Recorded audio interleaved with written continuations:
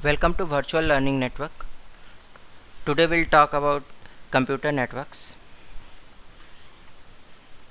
In today's session we'll talk about what actually computer network is.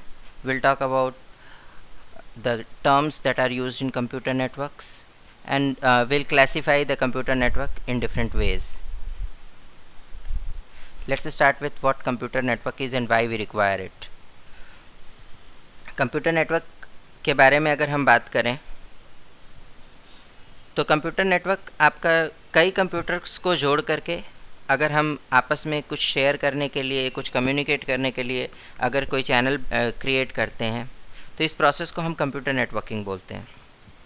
ठीक है, अगर हम बात करें कि why actually we require it, computer अपने आप में बहुत सारे हमारे काम आसान कर रहा था, फिर नेटवर्किंग की ज़रूरत क्या पड़ी?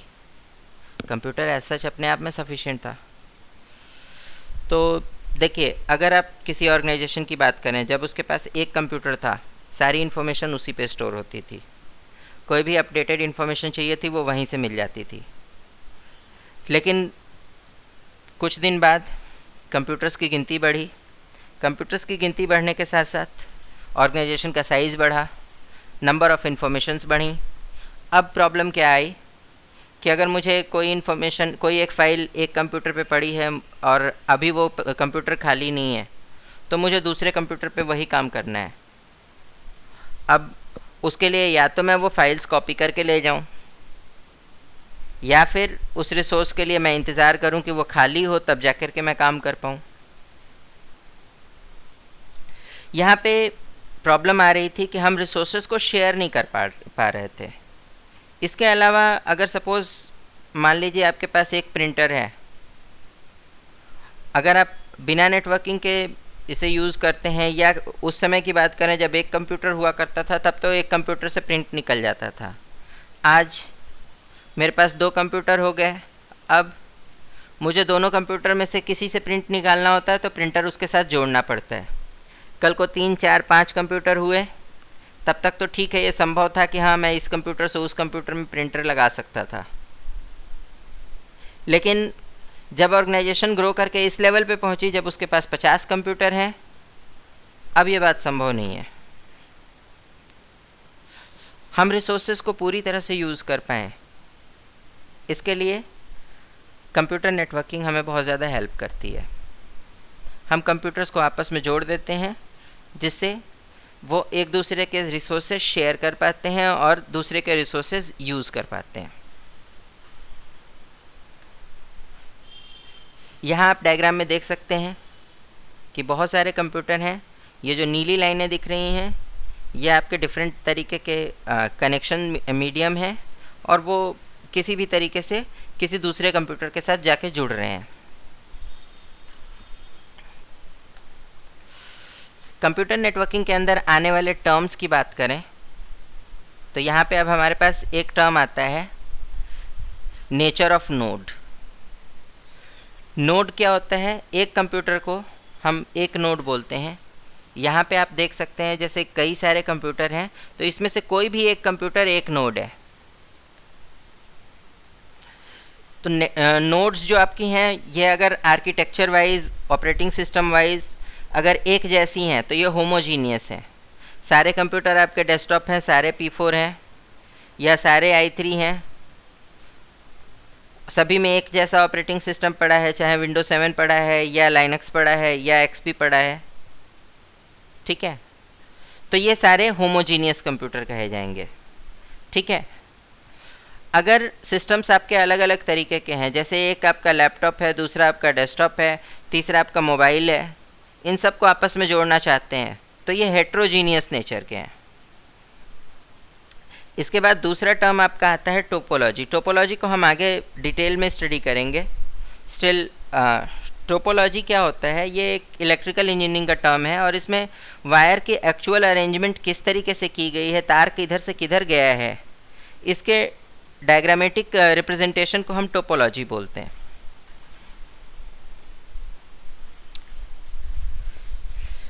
अब आते हैं हम इंटरकनेक्शन टाइप पे।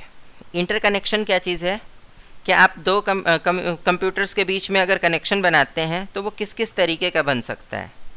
नॉर्मली ये पॉइंट टू पॉइंट बनता है, मतलब एक कंप्यूटर एक ही कंप्यूटर से कनेक्टेड है, this is point two point connection. दूसरा आपका होता है पॉइंट टू मल्टी पॉइंट, मतलब एक कंप्यूटर है वो कई से कम्युनिकेट कर सकता है, बट वो बाकी सारे जब कम्युनिकेट करेंगे तो इस पहले वाले से ही करेंगे। जैसे मेरे पास सपोज़ ABCDE 5 कंप्यूटर हैं, इसमें से कंप्यूटर A जो है ये बाकियों से कनेक्टेड है, बट B C से डायरेक्टली कनेक्टेड नहीं है। वो कुछ भी अगर मैसेज भेजना चाहता है तो उसको A को भेजना पड़ता है, A से फिर वो वापस C को जाता है। और तीसरा टाइप आपका होता है ब्रॉडकास्ट, जो भी मैसेज भेजा जाएगा भेजा तो सबको जाएगा, लेकिन जिसके लिए होगा वो उसे एक्सेप्ट करेगा, बाकी उसे डिक्लाइन कर देंगे, बाकी उसे छोड़ देंगे। रिलायबिलिटी की बात करें, नेटवर्किंग के अंदर एक टर्म आता है रिलायबिलिटी। नेटवर्क आपका रिलायबल कब कहा जाएगा? जब उसके अंदर बहुत कम एरर आती हो, जब उसके अंदर हमको रिकवरी के लिए कुछ प्रोसीजर बताया गया हो कि अगर हमने कोई मैसेज भेजा था वो अगर नहीं पहुंचता है तो उसके लिए रिकवर करने के लिए क्या तरीका है, वो मैसेज रास्ते में से कैसे दूसरी एंड तक पहुंचाया जा सकता है, दिस इज़ रिकवरी प्रोसीजर। इसके अलावा रिडंडेंसी क्या होता है कि उसमें अगर हमको एक मैसेज भेजना है उसको 3-4 तरीक़ों से हमने भेज दिया, अब वो मैसेज एक ही बार पहुँचे, 4-5 बार ना पहुँच जाए, क्योंकि 4-5 बार पहुँचेगा तो एक ही इन्फॉर्मेशन कई बार पहुँच करके वो अलग मीनिंग क्रिएट कर देगी। तो that type of information is called redundancy. So network के अंदर रिलायबिलिटी होने का मतलब है कि उसके अंदर रिडंडेंसी कम से कम हो, एरर कम से कम आए और उसमें रिकवरी का प्रोसीजर हो। चैनल कैपेसिटी, अगर हम कम्युनिकेशन लाइन की बात करें तो वो एक वायर आपका जो है वो कम्युनिकेशन के लिए एक लाइन प्रोवाइड करता है, और उस लाइन के ऊपर बहुत सारा डेटा आपका जा सकता है। 1 सेकेंड में आपका अगर सपोज़ एक कम्युनिकेशन लाइन है वो 1000 बिट्स ले जा रही है, आपके सिस्टम की रिक्वायरमेंट अगर उससे कम है तो आप उसको कम यूटिलाइज़ कर रहे हैं, अंडर यूटिलाइज़ कर रहे हैं। चैनल कैपेसिटी आपकी जो है 1000 बिट्स पर सेकेंड है, अगर आप उसे अंडर यूटिलाइज़ कर रहे हैं तो दूसरों के साथ शेयर कर सकते हैं, जो हम चैनल कैपेसिटी एलोकेशन के अंदर करते हैं कि हम किसी खास मेथड से, जैसे we have 2 different methods TDM and FDM, जो हम आगे स्टडी करेंगे। तो TDM या FDM के हेल्प से हम चैनल को डिस्ट्रीब्यूट कर देते हैं अलग अलग यूज़र्स के लिए। एक ही चैनल है, एक ही वायर है, उस पर कई लोग एक साथ कम्युनिकेट कर पा रहे हैं because of some distributions. Networking के अंदर कुछ मॉडल्स होते हैं, जैसे एनालिटिकल मॉडल होता है, सिमुलेशन मॉडल होता है, क्यूइंग मॉडल होता है। ये मॉडल्स क्या होते हैं, कुछ खास पर्पस से कुछ खास सेट ऑफ कंप्यूटर्स को किसी खास ढंग से अरेंज किया गया है।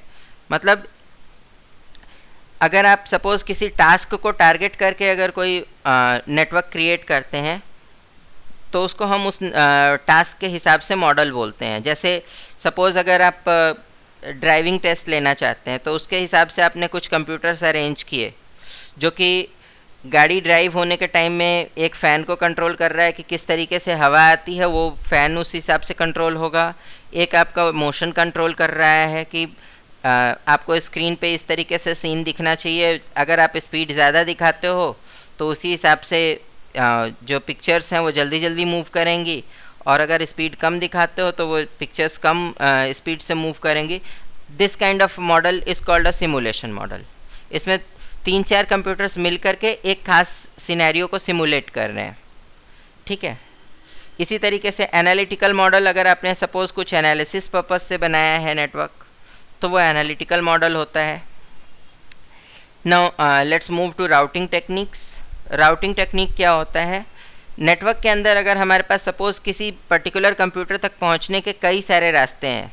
सपोज़ मेरा नेटवर्क ABCDE करके है, A से B तक जाने का एक कॉमन रास्ता है, B से C जाने के लिए मेरे पास 2 रास्ते हैं, B से E होकर के C जा सकता हूँ या B से F होकर के C सकता हूँ, और B से D होकर के भी C जा सकता हूँ। सो मेरे पास 3 रास्ते यहाँ पे अवेलेबल हो गए।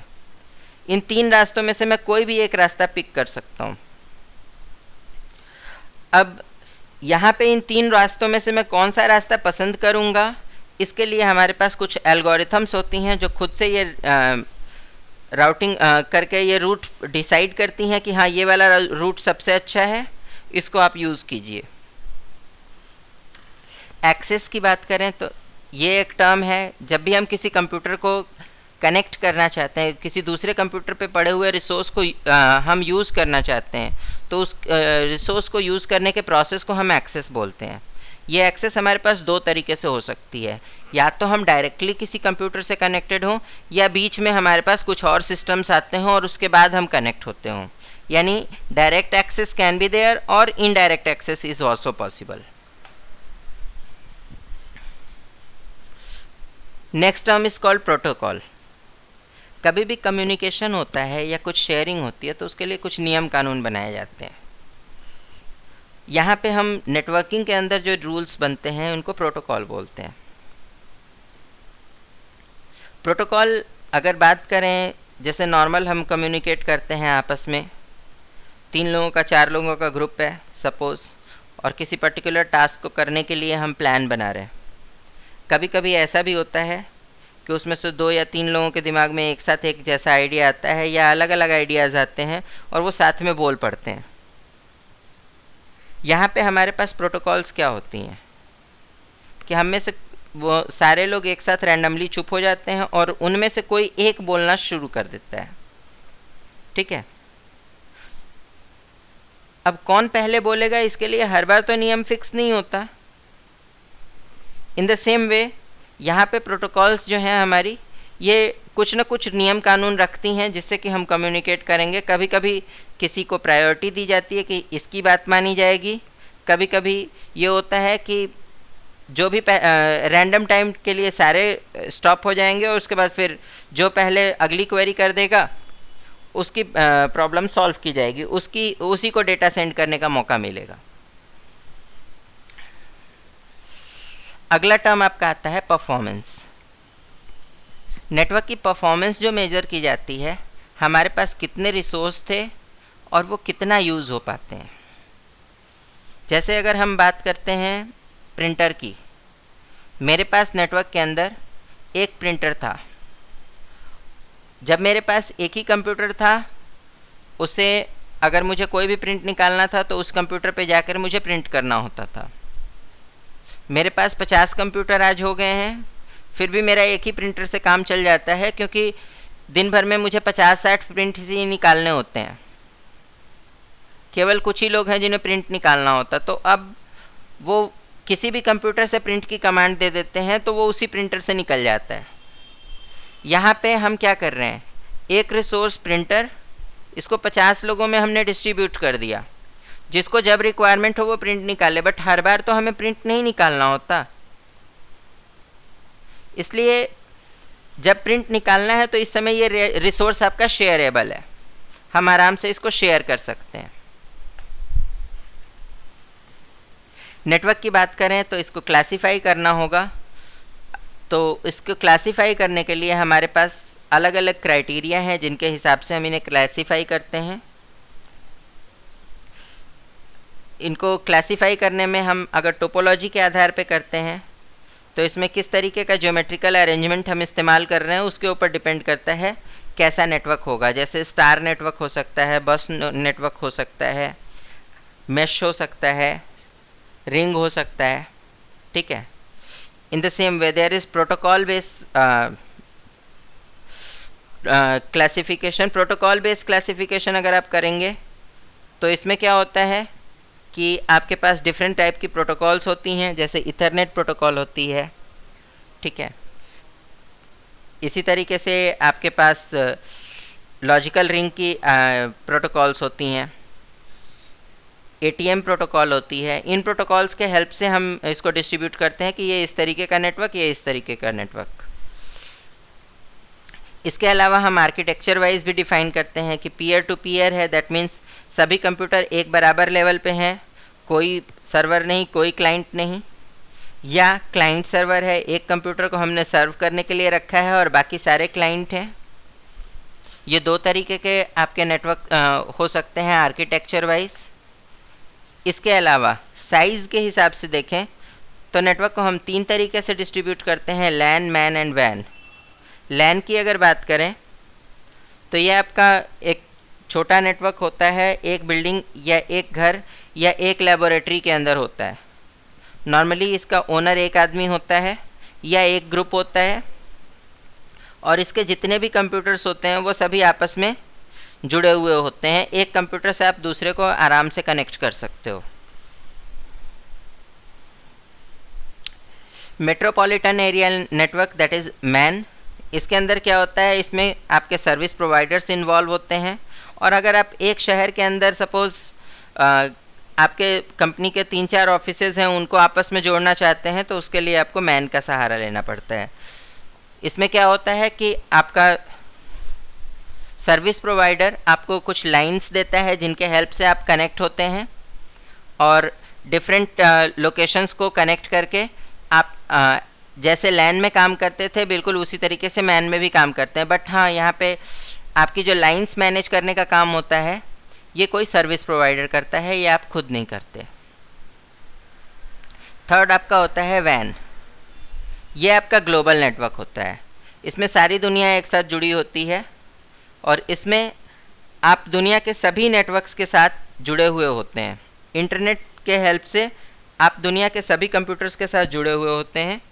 इसमें ज्योग्राफिकल लोकेशन, सर्विस प्रोवाइडर, इन सब का कोई एक्सक्लूसिव रोल नहीं होता, सभी मिलकर के काम करते हैं और इससे हम वैन क्रिएट करते हैं। हियर यू सी, ये अलग अलग शहरों के डिफरेंट लैन्स हैं। इसमें हो सकता है कि कुछ ऐसे भी हों जो अलग अलग कंट्रीज़ के हों। ये सभी जाकर के सर्विस अपने अपने सर्विस प्रोवाइडर्स से जुड़ते हैं। सभी सर्विस प्रोवाइडर्स एक दूसरे से लिंक लाइंस के थ्रू जुड़ते हैं और इस तरीके से आपका वाइड एरिया नेटवर्क क्रिएट होता है। Now there is some small activity for you. You have to differentiate between LAN, MAN and WAN, and there is second activity that you have to classify your network on different properties.